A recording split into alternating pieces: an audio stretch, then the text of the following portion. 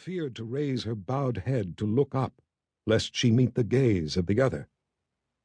It was said that to meet the gaze of a confessor could cost you your mind, if you were lucky, and your soul, if you weren't.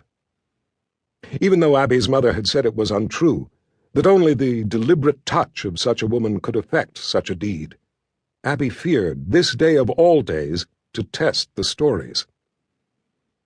The old woman in front of her, clothed in layered skirts topped with one dyed of henna and mantled with a dark draping shawl, watched the soldiers pass and then leaned closer.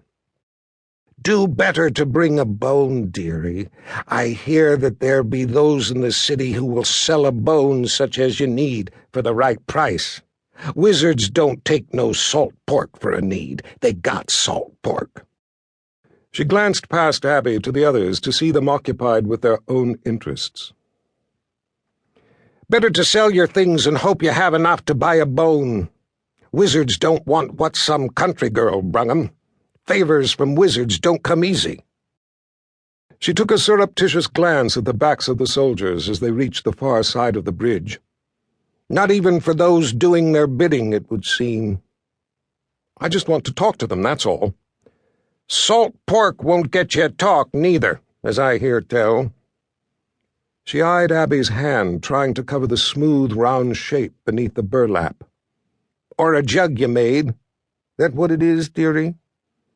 Her brown eyes, set in a wrinkled, leathery mask, turned up, peering with sudden, humorless intent. "A jug?" "Yes," Abby said. "A jug I made." The woman smiled her skepticism and fingered a lick of short gray hair back under her wool head wrap. Her gnarled fingers closed around the smocking on the forearm of Abby's crimson dress, pulling the arm up a bit to have a look. "Maybe you could get the price of a proper bone for your bracelet." Abby glanced down at the bracelet made of 2 wires intricately twisted together in interlocking circles. "My mother gave me this. It has no value but to me." A slow smile spread on the woman's weather-cracked lips. "The spirits believe that there is no stronger power than a mother's want to protect her child." Abby gently pulled her arm away. "The spirits know the truth of that." Uncomfortable under the scrutiny of the suddenly talkative woman, Abby looked away, seeking a safe refuge for her gaze. It made her dizzy to look down into the yawning chasm beneath the bridge, and she was weary of watching the wizard's keep, so she pretended that her attention had been caught as an excuse to turn back towards the collection of people, mostly men, waiting with her at the head of the bridge. She busied herself with nibbling on the last crust of bread from the loaf she had bought down in the market before coming up to the keep. Abby felt awkward talking to strangers. In her whole life she had never seen so many people, much less people she didn't know. She knew every person in Coney Crossing. The city made her apprehensive, but not as apprehensive as the keep towering on the mountain above it, and that not as much as her reason for being there. She just wanted to go home. But there would be no home, at least nothing to go home to, if she didn't do this. Their attention drawn by the rattling roar of hooves, all eyes turned toward the gaping portcullis.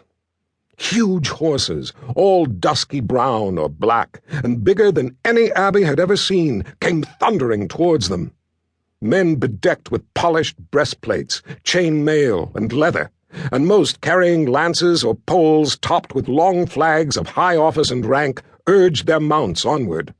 They raised dust and gravel as they gathered speed crossing the bridge, a wild rush of color, and sparkles of light from metal flashing past. Sandarian lancers, from the descriptions Abby had heard. She had trouble imagining the enemy with the nerve to go up against men such as these. Her stomach roiled. She realized she had no need to imagine, and no reason to put her hope in brave men such as those lancers. Her only hope was the wizard, and that hope was slipping away with the day. There was nothing for it but to wait. Abby turned back to the keep just in time to see a statuesque woman in simple robes stride out.